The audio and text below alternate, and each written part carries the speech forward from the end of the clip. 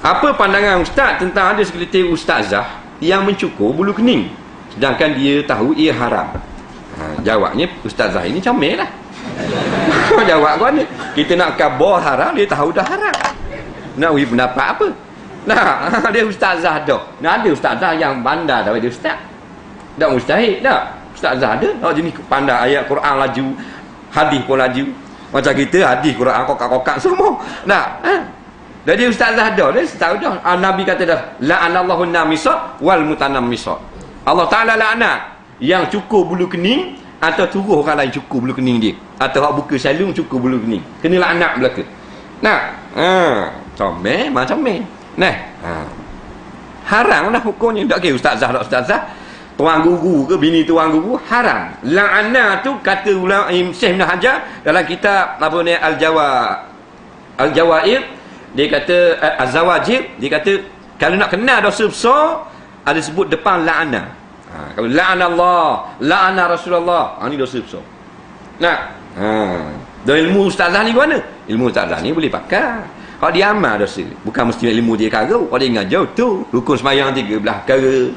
Salah tu. Ada orang bila ustazah tu buat benda salah, hak dia ngajar kira karut belaka. Tak boleh jawab gitu.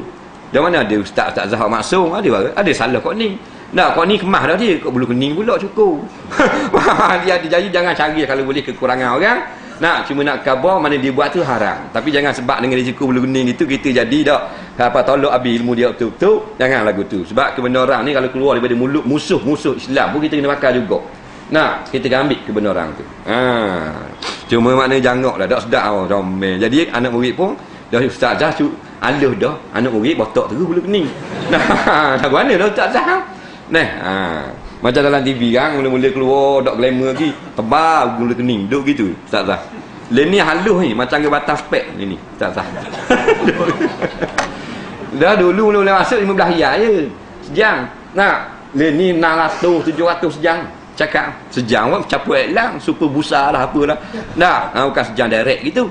Nah, tapi jadi halus tu leceh. Nah, pasal glamour tu. Tak payahlah nak glamour kok lain lah. Nah, ada biti dah banyak kat sao juga pergi cukup bluning pula. Bahasa kita ni ikut tang kan. Jadi kalau kita buat benda pelik-pelik enggak ada apa comel lah. Nah.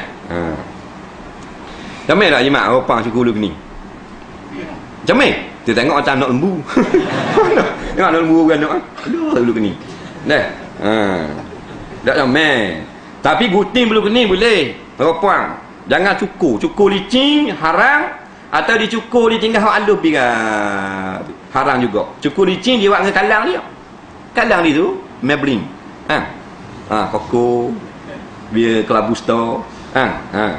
Tu botak terus. Dia tak nak cukur, tangan dia pakai seng, dia nak cukur. Jadi dia bahangga kalang, haram. Atau cukur ambil ke atas, ambil ke bawah, tinggal ujung ni tajam. Kalau cocok muka anak dia rabuk ni. Ujung ni tajam. Nah, haram juga. Dah kata boleh, ulama kata boleh. Boleh ni maknanya diguti hak lebih-lebih. Nah, dia andang sikit nak suruh suami ni tengok somel.